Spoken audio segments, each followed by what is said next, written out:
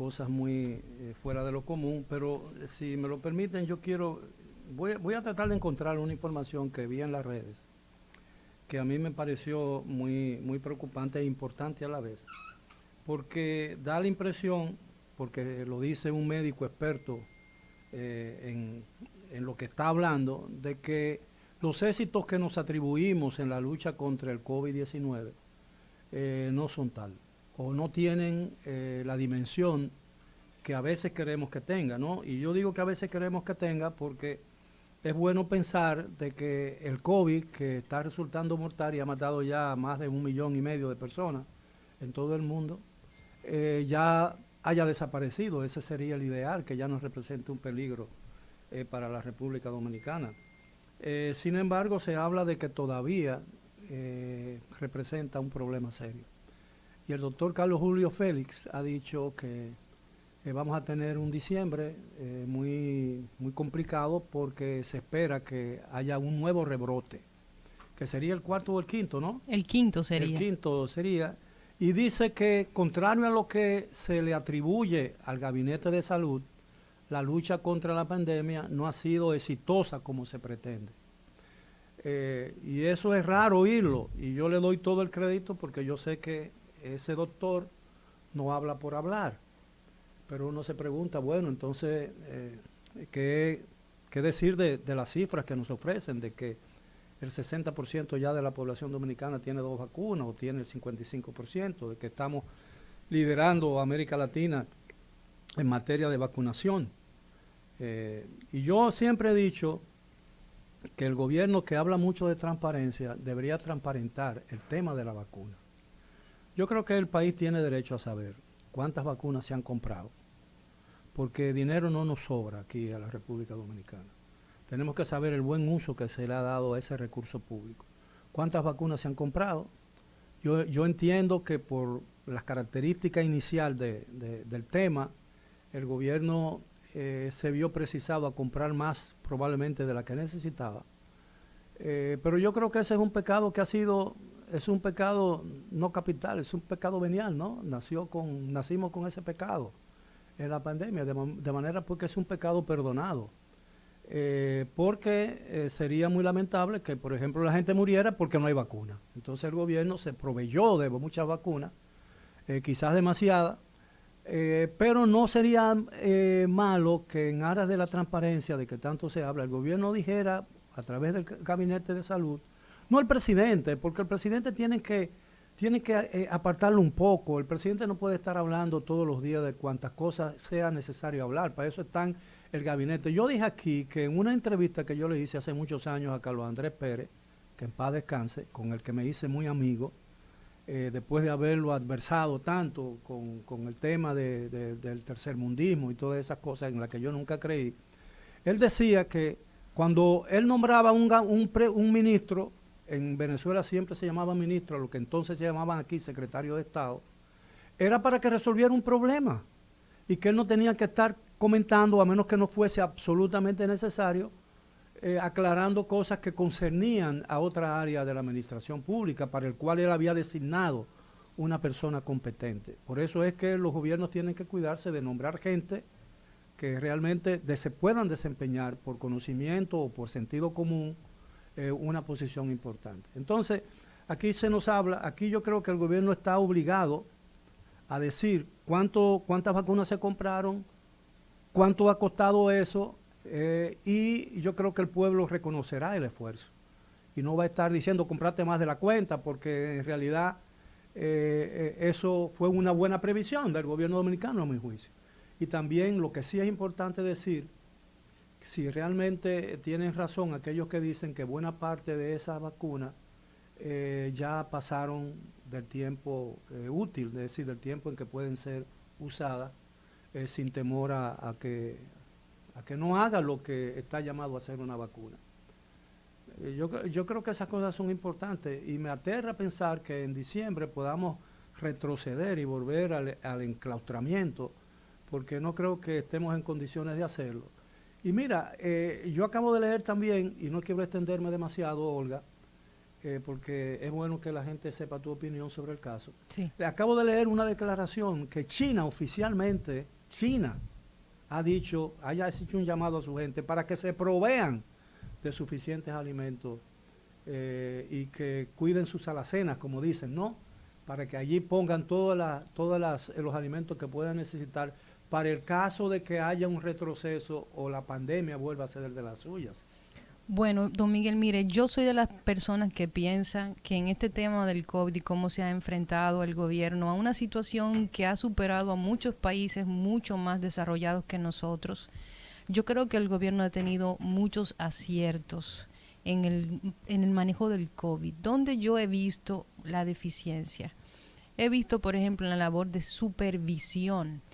He visto en el caso de la educación particularmente que se ha estado ya conversando acerca de los muchos casos que están apareciendo en escuelas y centros privados y que eso debe manejarse con cierta premura, con cierto nivel cierto sentido de urgencia, porque eso puede generar aparte una crisis precisamente en la población infantil, mientras no se ponen de acuerdo con el tema de la vacuna en niños menores de 11 años.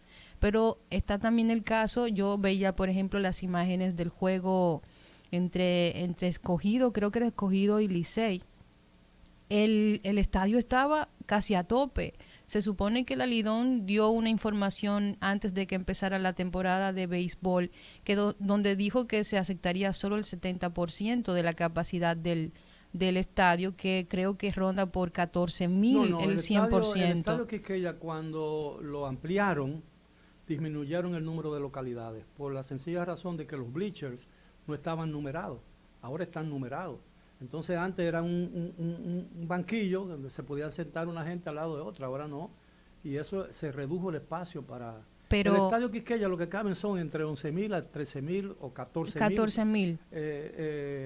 fanáticos, según me han dicho, porque yo tengo mucho tiempo que no voy al estadio Quisqueya. A mí lo que realmente me sorprendió era la cantidad de personas que había, porque ok, el 70% se va a aceptar, pero todos estaban uno al lado del otro. Había una gran cantidad de personas y nadie llevaba la mascarilla puesta, o casi nadie. Entonces yo creo que ese tipo de cosas no deberían pasar, sobre todo porque mucho se habló de que se desarrollaría un protocolo precisamente para no negarle a la población que están tan seguidora del béisbol y que era innegable que la gente iba a acudir en masa a ver los juegos, hasta por un tema de respiro psicológico en medio de esta pandemia. Y creo que ahí es que tiene que concentrarse el gobierno, darle seguimiento a esas medidas que ha instaurado el propio gabinete. Si no se hace eso, es casi seguro que vamos a enfrentar oleada tras oleada de COVID, a pesar de que los números han aumentado en vacunados, precisamente después de esta medida tan cuestionada por la población sobre la solicitud de la tarjeta de vacunación, que también se hizo los primeros días, y yo creo que eso era lo que iba a pasar, y efectivamente yo que visito varios lugares al día, en una semana me pidieron en todos esos lugares, me pedían la tarjeta de vacunación, yo con gusto la cedía. Sin embargo, la semana siguiente eso no se mantenía. Entonces yo creo que ahí es donde está el tema. Yo creo que la supervisión ha faltado, y creo que también ha faltado un poco de apoyo de la ciudadanía. Creo que uno no puede llegar al punto de asumir que toda la responsabilidad sobre esta crisis la tiene el gobierno. La gente debe entender que es un trabajo conjunto entre la población y las autoridades, y que las autoridades pueden hacer lo que sea. Si incluso aquellas estrategias que son altamente efectivas no van a funcionar si la población no pone de su parte. Ahora mira, yo tengo aquí el despacho periodístico de que hablaba, ¿no? Sobre las declaraciones que un periódico extradigital le atribuye al doctor Carlos Félix Cuello.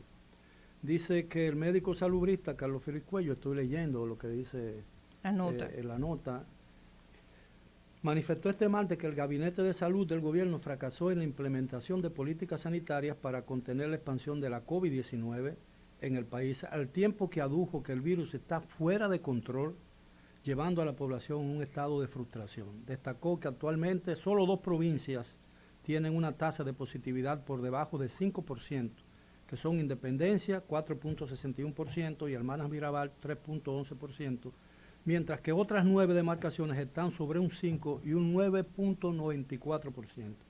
Citó entre estas las provincias de Santo Domingo, Espaillat, Duarte, Monseñor Noel, Atomayor, Monteplata, Bauruco, Samaná y Elías Piña. Félix Cuello proyectó que las autoridades, ante las medidas adoptadas de no privilegiar las políticas sanitarias, conducen al país hacia un diciembre triste y sin posibilidad de disfrute. Y voy a citarlo ahora, como dice, de acuerdo con lo que lo cita el periódico, ¿no? Nos encontramos con una situación epidemiológica sanitaria totalmente alarmante, desesperante, que evidencia no solo el fracaso de la política sanitaria del actual Gabinete de Salud, sino que ya se ha evidenciado la incapacidad que demuestra este sistema para enfrentar la situación, alertó el médico. Félix Cuello, dice Galeno, Galeno, yo entiendo que una persona con especialidad no puede ser Galeno, ¿no? Bueno, Félix Cuello recordó que a diario maneja las variables de la situación epidemiológica sanitaria del país y que cada 21 días realiza un corte estadístico. Bueno, mira, yo no creo que nadie quiere, ni siquiera el adversario más recalcitrante de un gobierno quiere que las políticas sanitarias como las políticas educativas de una nación fracasen pura y simplemente porque es un gobierno que no es el suyo. Y nosotros hemos dicho aquí en repetidas ocasiones que independientemente de la opinión que uno tenga sobre ciertas políticas, uno desea fervientemente el éxito de la administración en las circunstancias actuales en que le tocó gobernar el país, porque de eso depende la salud económica de la nación dominicana, no solamente la salud sanitaria, la salud en el campo de la medicina, sino también en el campo de la economía, que es muy importante. No hacemos nada con el gozar de buena salud si nuestra situación desmejora, porque si nuestra situación desmejora, en algún momento va a desmejorar también el estado de salud de la gente, ya sea mental, psicológica o pura y simplemente de salud. De manera pues que yo creo que a mí lo que siempre me ha, no sé, un gabinete de salud, habiendo un ministro y un encargado de SENASA, un encargado de administrar los hospitales, un encargado de la política sanitaria del gobierno, un gabinete de salud en manos de la vicepresidenta, que no es médico, que es una persona muy inteligente, muy bien dotada en el campo de su especialidad, pero que no es médico y que no necesita saber las cosas que sabe un médico, porque esa no es su área de profesión. También hay un gabinete agrícola y hay un gabinete para todo, un gabinete social. En momentos en que se habla de reducir el tamaño del Estado, todas esas cosas de alguna manera lo que hacen es que lo inflan. Y todo el mundo sabe que un gobierno inflado es similar en términos de capacidad de destrucción a lo que sería soltar un elefante en una joyería. Así es, don Miguel. Mire, don Miguel, pasando a otro tema, vi que recientemente, hace apenas unos minutos, el presidente del Colegio Médico Dominicano, Waldo Ariel Suero, denunció que a raíz de la falta de responsabilidad de la mayoría de las ARS, al negarse a cumplir el acuerdo que se había rubricado meses antes, pues es posible que los médicos vayan a huelga otra vez. Pues, por Dios, y además los médicos están muy enojados porque ayer o antes de ayer o el viernes se dio un espectáculo muy penoso. Así es. Ante el Palacio Nacional, ¿no? Que los médicos, porque ahora se quieren obligar a los médicos de ciertas partes del país que vayan a cobrar su cheque personalmente. Ese tipo de demanda implica una desconfianza. Es decir, cuando el ministro de Salud, y lo mismo pasa con los maestros, te dicen que los maestros de tal zona tienen que ir a buscar su cheque para saber si realmente están haciendo una labor, usted está prejuiciando a ese individuo. Y usted está prejuiciando y le está diciendo de antemano que la persona afectada a la quien usted llama no hace su trabajo y está ahí. Yo decía ayer, o no sé si fue ayer o el viernes que yo lo dije, que a mí me parece que lo único lógico que yo le encontraría a esa medida es que ellos estén tratando de determinar y suplir una deficiencia suya, de no saber todavía, ante las demandas y presiones que tienen de su propio partido por empleo, determinar de esta manera los pocos empleos que aún tienen personas que no pertenecen al partido en el gobierno, para distribuirlo entre aquellos partidarios del gobierno que no han conseguido empleo. Porque de otra forma no se justifica. La información que se ha dado apunta a que es un proceso de auditoría, pero yo no estoy en desacuerdo con los procesos de auditoría. ¿Por qué no estoy en desacuerdo? Porque todos sabemos que venimos de una tradición. Pero si van a hacer una auditoría manual, sí, una auditoría contable manual, demuestra realmente mucha incapacidad y retraso en materia de tecnología, porque ya se había comprado. Si hay una cosa que hizo bien el PLD en los yo no sé cuántos años que tuvo en el gobierno, ¿fueron cuántos? 20 y tantos. 20 años, 8 uno y 12 otro. Es decir, que eficientizaron la burocracia estatal. Aquí ahora, este es uno de los pocos países que, por ejemplo, que tú puedes pagar impuestos en un banco y que puedes sacar la licencia en un banco y que puedes ir a pagar y no tiene que someterse a ese riguroso proceso y dilatado proceso burocrático que existía para cualquier cosa en este país. Ahora el PLD facilitó las cosas, entonces no vamos a volver atrás en eso. Usted sabe que hace unos meses más o menos se dio la misma discusión cuando se tomó la decisión de pagar por cheques para auditar las personas que cobraban sin alguna función real en el ejercicio público, de la función pública. Como les decía antes de su comentario, yo no estoy en desacuerdo con las auditorías. ¿Qué es lo que yo critico?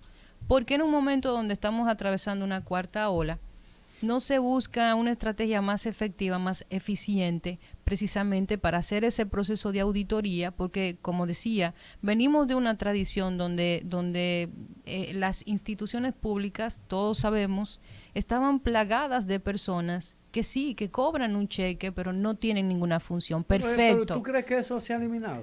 No, claro que no. Eso no creo que sea un tema que lo va a eliminar. Una tradición como esa de tanto tiempo, un vicio tan grande como ese en el sistema público, no creo que se elimine en una sola gestión. Y como, insisto, creo que está bien lo de la auditoría. Lo que yo critico es, ¿por qué no planificar algo más eficiente? ¿Por qué someter a un grupo de profesionales a una fila, a un tumulto, a que se puedan contagiar, a que se arme el molote que se armó, si puede hacerse de una manera más eficiente, qué sé yo, por departamentos, hacerlo por horas, una cantidad que venga a tal hora, una cantidad que venga a la hora siguiente. Pero déjame decirte algo, déjame preguntarte algo. Por ejemplo, en el campo de los médicos, que en relación a lo que ocurrió, y yo creo que Valentín quiere entrar, pero yo quiero terminar esto, si me lo permite, Valentín, antes de que tú entres. Fíjate, si tú quieres determinar, por ejemplo, si los médicos designados y que le están saliendo los cheques realmente hacen su trabajo, ¿dónde trabajan los médicos? ¿Dónde trabajan los médicos que están al servicio del Estado? En los hospitales. Entonces solamente hay que preguntarle al director del hospital, dame la lista de los médicos que trabajan en tu hospital y qué hace cada uno de ellos y ya. No hay que obligarlo a hacer. Entonces, la situación que se dio en el Palacio Nacional, frente al Palacio Nacional, fue una situación muy penosa y que yo no creo que vaya a mejorar la relación tan difícil que ha sido a lo largo de los últimos 20 o 30 años, la relación entre el Ministerio y la Asociación Médica o el Colegio Médico Dominicano. Creo que Valentín está en el aire. Adelante, Valentín.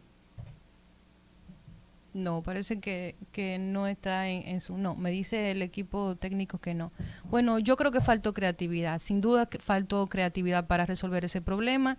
Y con el tema del incumplimiento de lo que se había pactado entre el Colegio Médico Dominicano y las ARS, qué lástima, porque al final del día quien salió perdiendo fue el usuario, que tuvo que ver un aumento en su cápita de 160 pesos, que probablemente ningún usuario se va a quejar de eso, pero que cuando usted analiza la cantidad de personas que pertenecen al sistema, estamos hablando de cientos de miles de pesos que van a ir nuevamente a las arcas de las empresas que simplemente sirven como intermediarias y que no ofrecen ningún servicio, y que vamos a tener que enfrentar un posible paro de los servicios médicos precisamente por el incumplimiento de alguien que empeñó su palabra. Ojalá que no se llegue a ese punto nuevamente, porque como siempre, cuando este tipo de cosas pasan, quienes terminan asumiendo la responsabilidad de lo que no se hace, pues es la ciudadanía. Mira, ¿sabes cuál es el problema principal del sistema de seguridad social? Aparte de que no se han sistema de seguridad social. Sí, porque es un sistema de inseguridad social. ¿Sabes qué pasa? Que el costo del sistema es demasiado elevado porque es demasiado horizontal, demasiado horizontal. Y las ganancias de los actores del sistema escapan, digo, al sentido común, es decir, han encarecido el sistema de salud de la República Dominicana. Lo mismo de las pensiones. ¿Cómo es posible que te obliguen, a un dueño de una pensión, del dinero de una pensión, dárselo cuando las administradoras de esas pensiones lo deseen o lo quieran, incluso hasta en caso de emergencia? La experiencia creo, de Perú y de Chile ha demostrado que lo que se está exigiendo aquí ahora no es cierto que va a destruir el sistema de pensiones. Un sistema de pensiones que yo no creo que le garantice a nadie un retiro honroso, honorable, como se alega saber, porque, mire, la persona, aún la persona que reciba una pensión por encima del salario mínimo, y estoy hablando del grueso de los asegurados o de los que cotizan para la pensión, no va a tener cuando se retire ni siquiera dinero para comprar los medicamentos que va a necesitar, señores. No hablemos de retiro digno, porque lo primero es que con los salarios nacionales es imposible un retiro digno. Yo creo que la discusión se ha enfriado. Yo realmente espero que la población se empodere con el tema. Estamos hablando de que si nosotros no nos movemos como ciudadanía, los cambios no se van a dar. Lamentablemente aquí la lucha a nivel público se da solo desde los gremios que muchas veces están interesados en su propia agenda, pero la población no se involucra. La población tiene que sacar la lucha de las redes sociales y comenzar a entender que esa lucha solamente se va a ganar si se lleva a la vida real, y las redes sociales no son la vida real. Yo espero que la gente se mantenga atenta, informada y que esté pendiente, porque el tema va a seguir y tenemos que comenzar a reivindicar los derechos del ciudadano en materia de seguridad social. Bueno, yo creo que es hora de hacer una pausa, porque creo que vamos a tener después de ella nuestro invitado. Así es. El doctor Juan Miguel Castillo Pantaleón, quien es un conocido y muy reputado abogado dominicano y experto en muchos asuntos que están bajo debate público. Así es. Vamos a hacer la pausa y regresamos con nuestra entrevista. Rumba 90.